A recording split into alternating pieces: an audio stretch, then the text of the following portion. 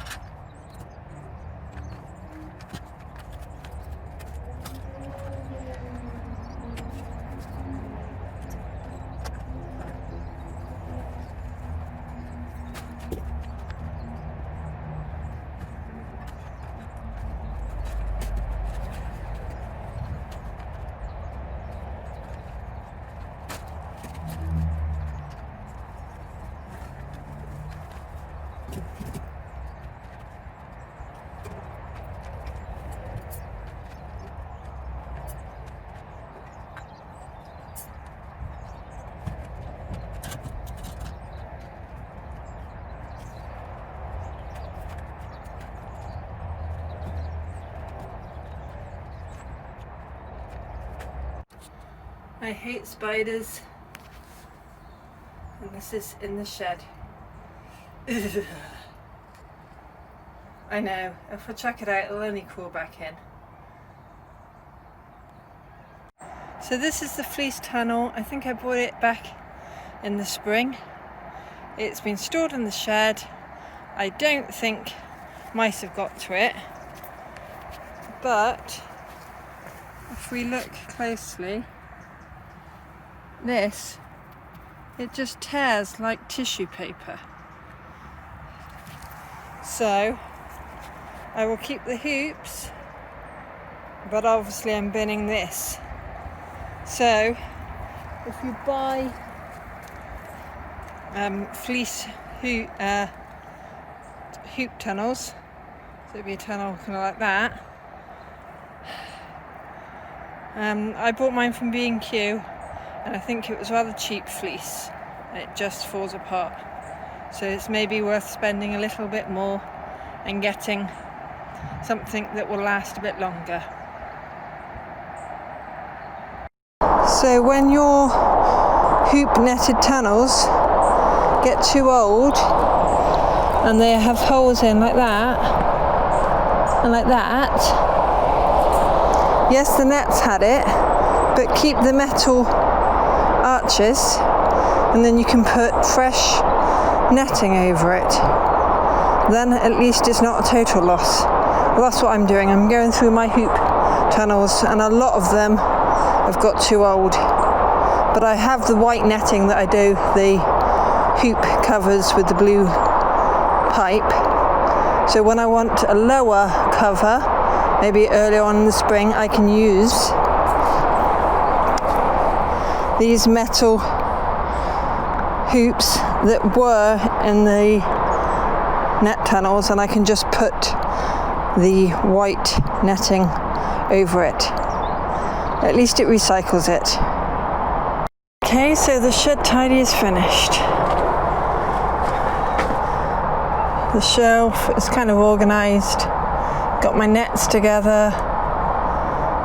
The hoop nets rolled up, those that aren't totally holy. You can see the floor. Okay, that's just where it's muddy because was it wet yesterday.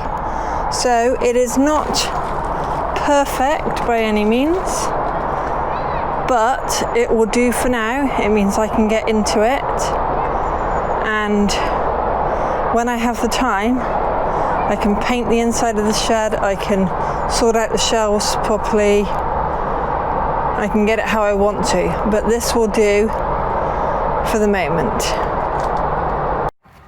Look at this spider. It's on the old decorating table that was in my shed, which I am not putting back in. But it's massive. Ugh, I hate them.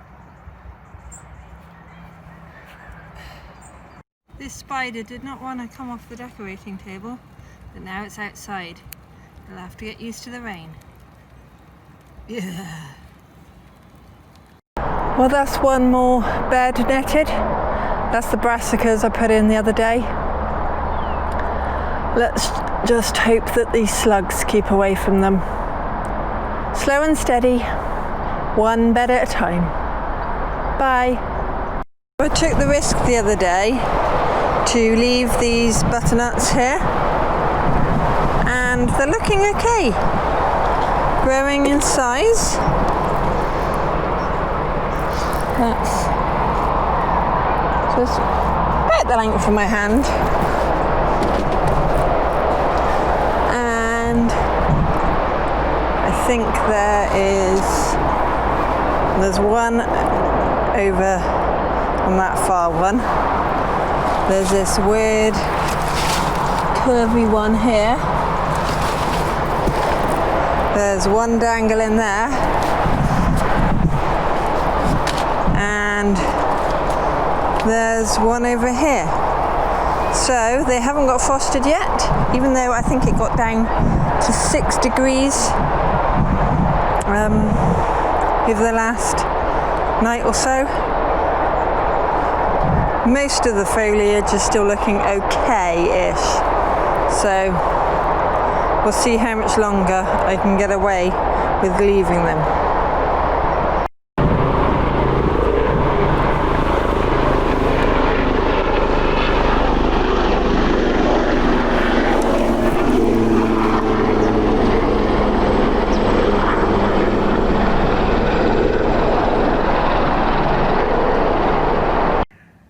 So I'm in the back garden and I thought I'd take a look at how the pumpkins are doing.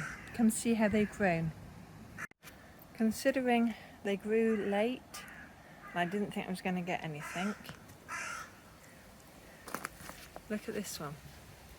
Now for size comparison, that's a storage box, a standard one, and it's bigger than the storage box.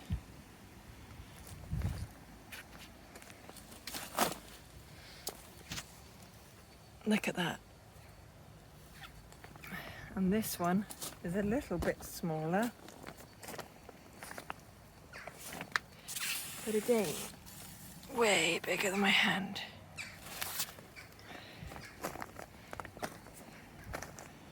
So, if they can just harden up, I'm quite happy with that size. They are pretty darn big.